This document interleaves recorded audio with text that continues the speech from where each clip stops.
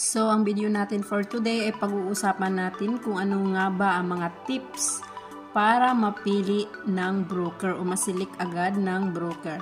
So, tips number 1 ay stay calm. Manatiling kalmado. Kasi pag ikaw ay natataranta, so hindi mo na alam kung ano yung maisasagot mo sa tanong ng broker. So, manatiling kalmado. Huwag na huwag mataranta. Number 2 ay self-confidence. So, magkaroon o dapat may tiwala ka sa sarili mo. Think positive na kaya mo. Napakasimple lang naman ng tanong ng broker. Think positive. Number 3 is honesty. So, wag na wag magsisinungaling kung ano yung experience mo sa past na pinagtatrabahuan mo, kung anong bansa.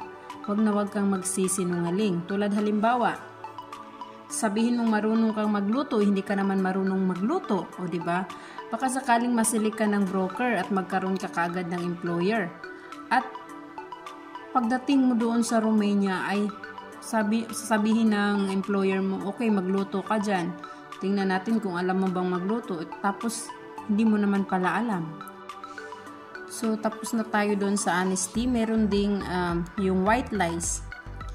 Yung dagdagan mo rin kunti ng white lies. Yung bang pagsisinungaling na nakakatulong. Diba? Tulad halimbawa na may communication pa kayo ng amo mo. Nagtatawagan pa kayo. Para yung broker magtitiwala sa'yo.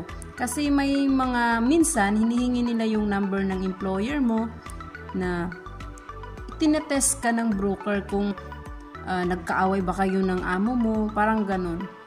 So, nakakatulong din yung white lies. Wag lang yung trabaho na hindi mo naman alam tapos sabihin mo na alam mo. So, next ay smile. Wag na wag natin kakalimutan na mag-smile tayo dahil nakaka-attract din yun sa broker. Makikita ni broker ay masayahin to. Siguro, mahabang pasensya nito o ganon. So, nakakatulong yung smile. So, next is yung answer properly. Kailangan sumagot tayo ng maayos na nanaayon sa tanong ni broker. Huwag yung sumasagot tayo na parang matamlay, parang may problemang dinadala, parang wala sa sarili, ganon. Hindi. Sagot tayo ng properly, maayos. With smile, with self-confidence, kalmado, hindi nataranta, ganon. Nakakatulong din yun. So, sasabihin ko sa inyo kung ano nga ba yung mga tinanong sa akin ni broker. Unang-unang tanong talaga is, introduce yourself. So, sasabihin mo doon kung pangalan mo, anong pangalan mo, edad, saan ka nagtatrabaho dati, ilan yung mga anak mo, kasal ka ba o hindi. So, ilang years ka sa trabaho mo dati, tulad halimbawa sa akin, sa Kuwait. 2 taon ako mahigit doon. Sa Qatar, 3 years din ako mahigit. So, sasabihin mo yun. Pagkatapos, ang sabi naman is, explain Kuwait. Ano bang meron sa Kuwait?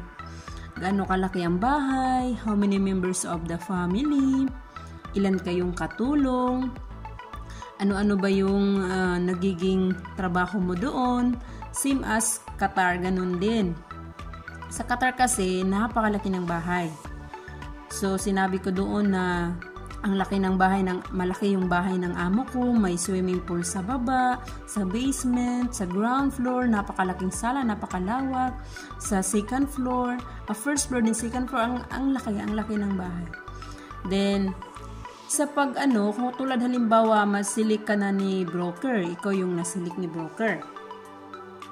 Hindi ibig sabihin na kung meron ng isang employer, ay kayong lahat na naselect ay i-interviewin, hindi po.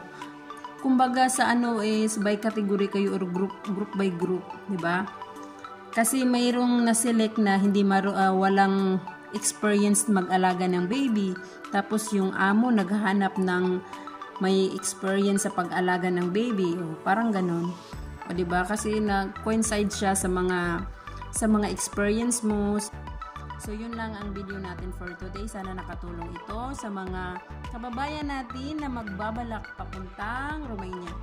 So sa mga hindi pa nakapag-subscribe, please do subscribe my YouTube channel. Hit the notification bell for you to update it. And see you for my next video.